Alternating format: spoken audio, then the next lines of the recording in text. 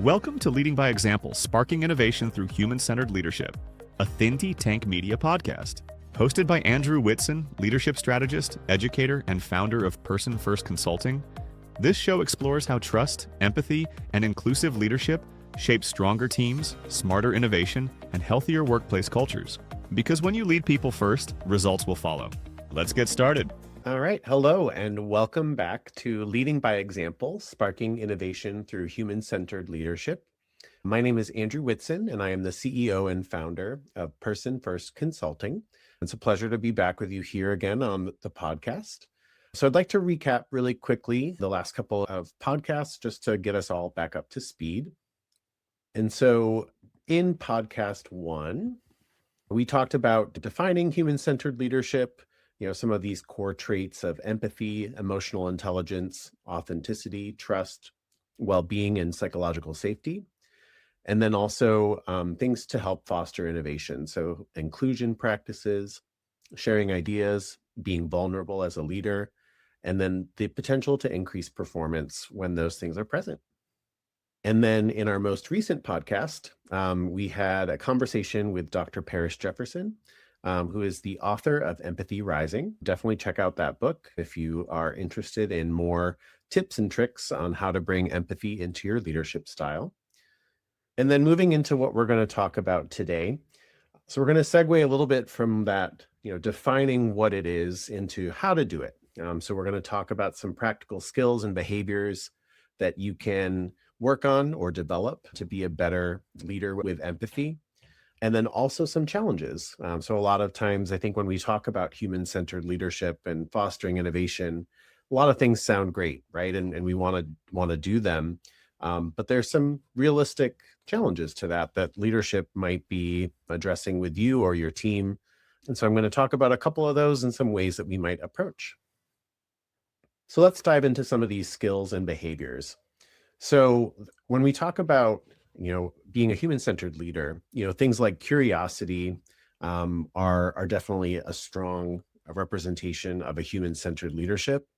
Other options are things like collaboration, being self-aware, being adaptive when things get difficult. I think change is something that is a major part of our current business landscape.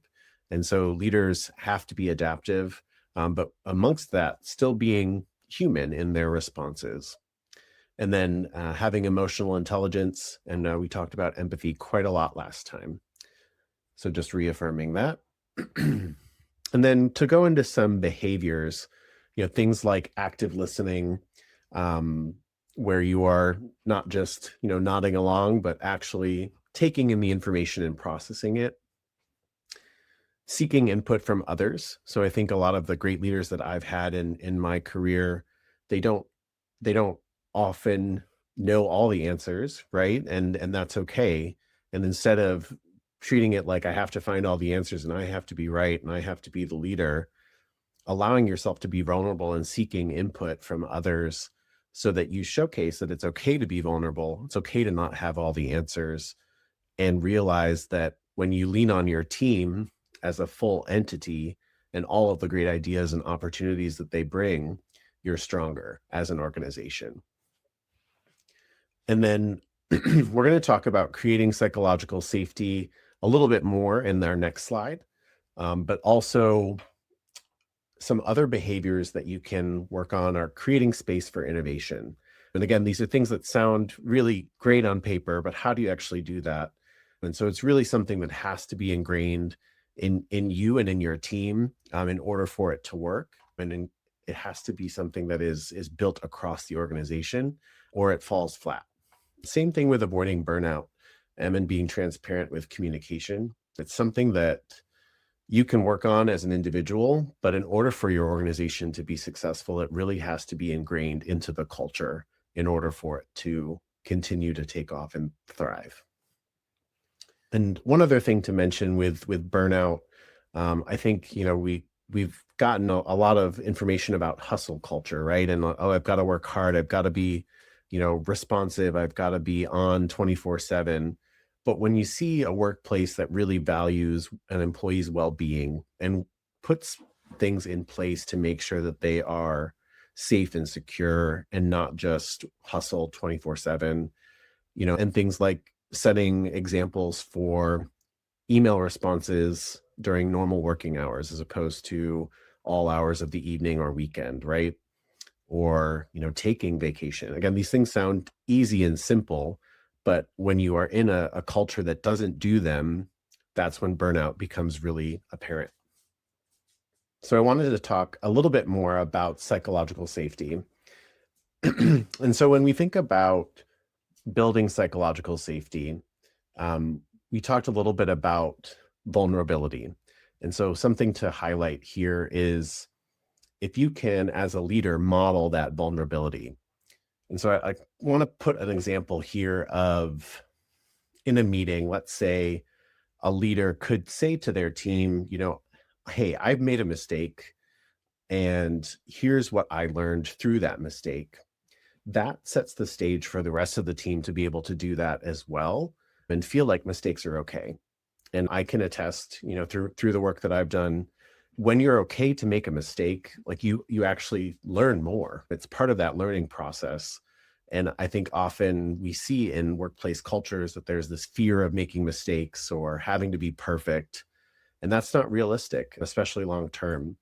So if you can have a workplace that allows for your team to make some mistakes and learn and grow, you're going to see that help out with innovation and creativity and performance by extension. And so I wanted to bring another example here from hospitality. So I think we've all, either been a part of or seen shows where there's that yes chef culture, right? Where the chef is in charge and you're kind of like militaristic or authoritative leadership style. And so something to think about there is that's not really collaborative or a team approach, right? It's very authoritative. And so if you can get away from that yes chef culture into a more collaborative environment, that's where you're going to see things like innovation and people are feeling safe to share their voice. It's just something to think about. And I wanted to bring in a framework here for psychological safety. So Amy Edmondson is one of the key researchers around psychological safety. And so in her work, she brings out 3 conditions that are directly applicable to our work in hospitality. And those are, framing work as a learning problem. So we talked a lot about learning and vulnerability, right? Acknowledging that you are, as a leader, you can still make mistakes. So that failability. And then modeling curiosity and asking genuine questions. And so I think as a leader, what this looks like is just, in a meeting, again, showing that you don't know everything, asking questions of the people that are around you so that you're setting that stage for that culture amongst your team. And then just to bring another example in here, for specifically to hospitality. So Marriott has a take care employee well-being program. And so what that looks like in practice is open door policies. Their manager training includes empathetic leadership. And then they also do a structured feedback process where their leaders provide feedback, their subordinates provide feedback, and then they also provide feedback to each other, kind of like a 360 feedback process. And so that leads to, all these things lead to higher retention in addition to guest satisfaction scores. And so we're going to come back to this in a second when we're talking about, approaches and challenges to human-centered leadership, because this ties in perfectly with that. All right. So again, I was talking a little bit about how human-centered leadership sounds great. A lot of these things, I remember when I was first learning about it in my psychology courses, I was like, a lot of this sounds really obvious that this should be the norm. But unfortunately, it's not. Not every organization does this or has this. It's still very much something that is being learned or trained on. And there has definitely been a shift in the last, couple of decades towards more of this. But you might hear, some resistance to change. People are set in their ways. They've been doing it for forever and they don't want to adjust. A big one that I see a lot is great. Like, we'd love innovation, but we also need to have results, right? If we're spending all day, every day, trying to come up with new ideas, how is that going to relate to business, and is the business going to suffer? And then I think, we also hear a lot about, oh, that's just a buzzword. That's, just a trend that's happening. It's not real. And so I think, you have to, when we'll talk about some of the challenges or the approaches there with, providing real examples. And then, a real one here is, maybe your leader, your direct leader, or, your chief or your department lead isn't supportive. And so that makes it really difficult to move the needle on any of this if you don't have that support.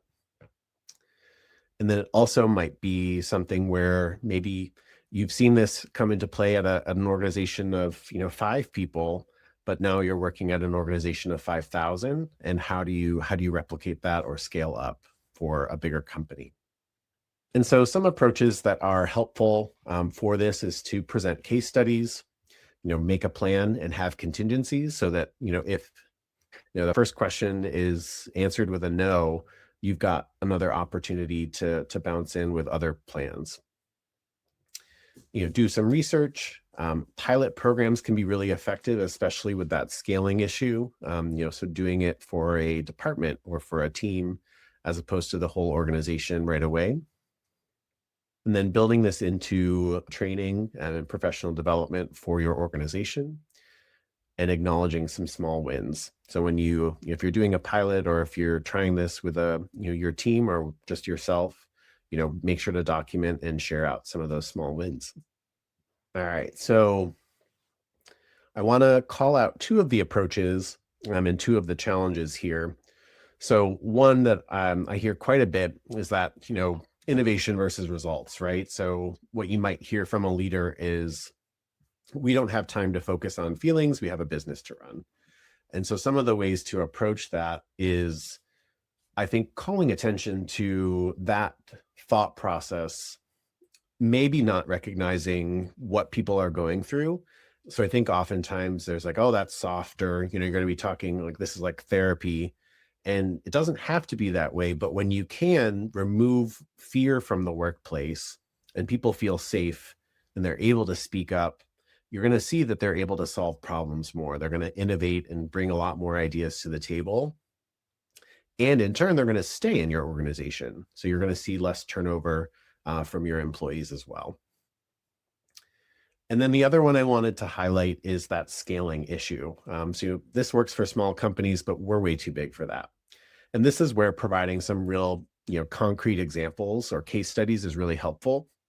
And so 2 of them here to highlight, Microsoft, huge organization where this is something that is ingrained into their culture.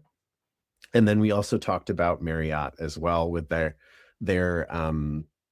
Take Care leadership training and program. So again, 2 very, very large organizations, one in hospitality, one in tech, that have done this.